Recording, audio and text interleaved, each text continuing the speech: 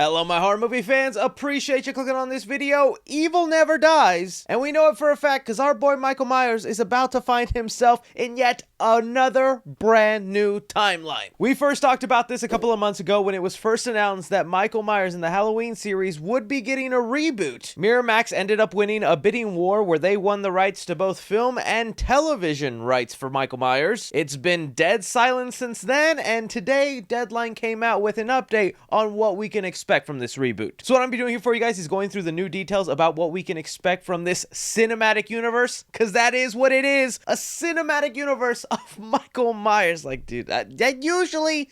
that's like a trigger word for fans. That's like, oh, everything's gotta be a cinematic universe. But for good old Mikey, who's been around this long, it's like, I mean, we can't be that surprised. Let me know your guys' opinions and theories on what we're talking about here, because it's still kind of vague. There's room for speculation about what could happen, but also this new update eliminates a lot of rumors about what could happen in the new reboot. Okay, so yes, today Deadline came out with an article where they interviewed Mark Helwig, who is actually the worldwide television boss for Miramax. And yes, get your booze and hollering out of the way. This is more of an update on the Halloween TV series, but from these comments, it's looking like the TV series is segueing us into a new movie as well. So it's gonna be connected. You're gonna want to stay informed. Don't click away just yet because it's a TV show. In fact, hit that like button right now. I'm not telling you another word till you hit that like button.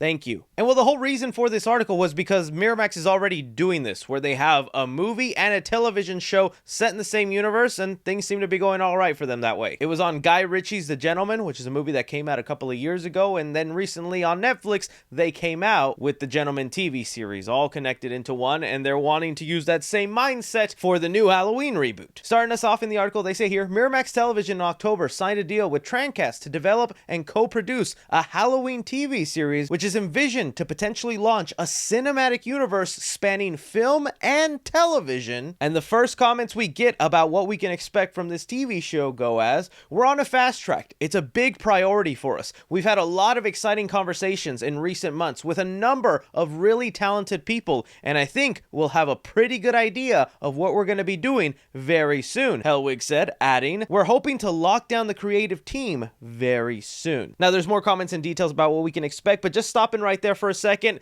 that's exciting on its own. It's like, who is this new creative team that is going to take the reins on Michael Myers? I know immediately the knee-jerk reaction to start busting out like big old well-known names in horror, but it's usually up-and-coming people because they're affordable, they're a little cheap. So really, like, the wise thing to do would be to look at like the most recent horror movies for first-time directors or people who have barely gotten into the genre, and maybe they have a real shot. Like the Rocka brothers from A24. Who knows if they're in conversations? You know, they just directed Talk to Me. I liked it so much, I got my own possessed hand. But when one of your first movies in Hollywood is a breakout hit like that, you start having meetings all around about what you could possibly do. I mean, they even landed a meeting at DC. They said that they were offered the opportunity to direct a couple of movies there, but they thought, nah, no thank you. So I wouldn't be surprised if there's them. The other people that come to mind is the recent director of Evil Dead Rise, Lee Cronin. I absolutely loved what he did there, and he has a big passion for a lot of these iconic horror characters. I remember seeing an interview where he was wanting to do a Nightmare on Elm Street. And since we're talking about horror movie reboots, yes, I wore this shirt in hoping to manifest Nightmare on Elm Street reboot in the air. Just get it out there. But again, that was another breakout hit that also had box office financial success. Maybe he's in conversations. Really,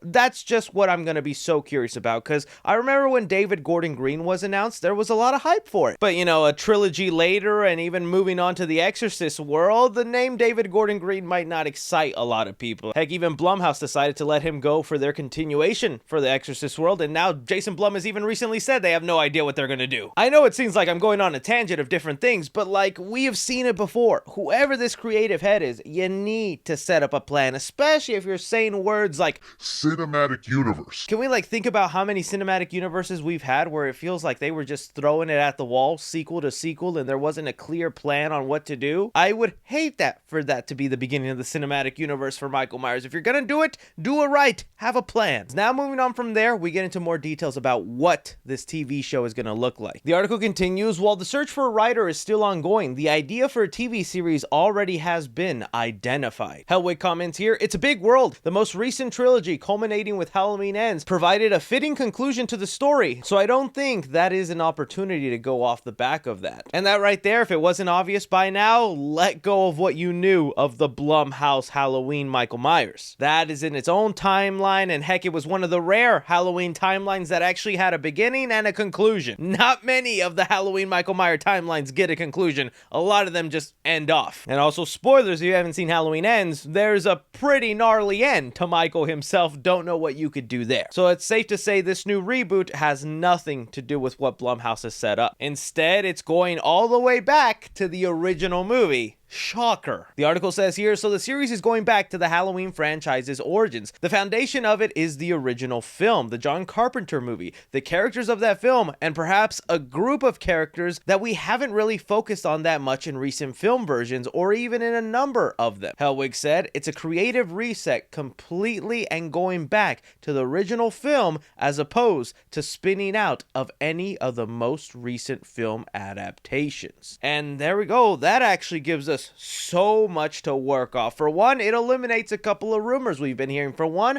the longest time it was thought that this TV series for the Halloween franchise could actually be a TV show version of Halloween 3 Season of the Witch. There was a lot of rumors that could be the case, and I recently watched that movie last Halloween, and I thought, dude, there is so much left to explore in Halloween Season of the Witch. A TV series would actually be really interesting. But no, looks like fans of Halloween Season of the Witch are gonna have to continue waiting for some sort of continuation or exploration of that version of the world, because this TV show and movie are gonna start the groundwork going all the way back to the original John Carpenter film. Now that makes me wonder, okay, so like in a lot of the timelines, are we saying the original John Carpenter film is canon? That is like spot number one?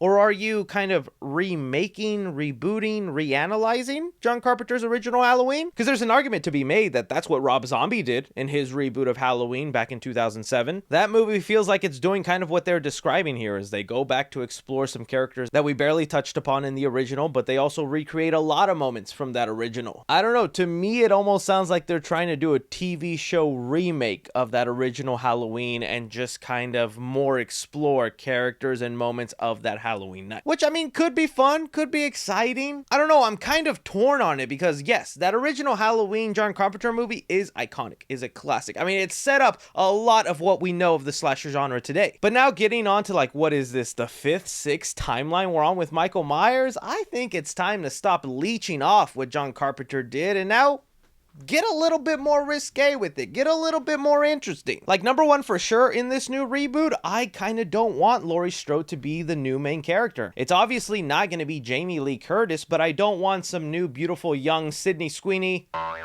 Okay, maybe make Sydney Sweeney Laurie Strode and I'm in. Joking aside though, for real, I kind of don't want Laurie Strode to be the main character. We have done so many versions and timelines, and it feels like the only time Laurie Strode actually works against Michael is when it is Jamie Lee Curtis playing her. And they directly mentioned here is that they want to look at characters of the film or groups of characters that we really haven't focused on that much in recent films. So it seems more like putting main people like maybe Laurie Strode or even Dr. Loomis in the background, or just not making them a large part of what they want to do now. I know that might sound a little blasphemous, but I don't mind it, because a lot of what made those characters iconic were the actual actors that portrayed them, and well, they're either gone or they're retired from the role. And the more I think about it here, I can't even picture which characters they mean exactly that would be worth exploring, because I felt almost like the Blumhouse Halloween trilogy tried doing that in a way. I don't think they were completely respectful to a lot of the legacy characters they threw in there in Halloween Kills or Ends, but they did try to make that effort of bringing back characters from that original movie and making them have an impact in their overall trilogy. Unless they're about to make like Ben Tramer the main character and just really go out there, I don't know who exactly they mean in terms of focusing on group of characters we haven't before. The other part of this that we have to also think about is, how does this lead in then to a movie? And is that even something we want? Because like, I know completely different genre, but Marvel. The one thing that's made watching a new Marvel movie or a Marvel TV show kind of not that fun is it almost starts to feel like homework, or it gets over convoluted, is really starting your cinematic universe with a Halloween TV series that'll end up on some streaming service, whether it be Peacock, Netflix, Max, Amazon. Is that then the place you want to start to then go, oh, by the way, movie based from that TV show in theaters next Halloween? check it out. I'm not saying it's not possible, but I feel like it's a rarity. I know it might sound like I'm sounding negative on it. I'm not. I'm really open to this, and I want to see what they pull off. Part of me would hope like the TV series almost goes into Michael's days in the asylum. I would love to kind of see Michael grow up and that TV show kind of go through that, and once he's at that adult about to break out of the asylum age, well, then you go make the movie. But then again, it's like, oh, Rob Zombie kind of did all that. Like, I feel like there's just been so many avenues explored of that John Carpenter movie. What other things can you look at? And I know then that's where hardcore Halloween fans will bring in, see, this is why they needed to bring back Danielle Harris, have her play Jamie Lloyd again, jump off from Halloween 4. And it's like, dude, nobody would love that more than me. I have always wanted to see some sort of continuation to that Halloween 4 ending. A true continuation, not what Halloween 5 did. But it's just unrealistic in this time. That is like such an odd point to jump off a cinematic universe. Would hardcore fans like us love it? Yes, but I don't think there are enough of us Halloween 4 hardcore fans that can make it worth it financially for the studio to take that risk. And again, with them saying they're going back to that first movie, any rumors and stuff you were hearing about Halloween 4 being the new starting ground for this series,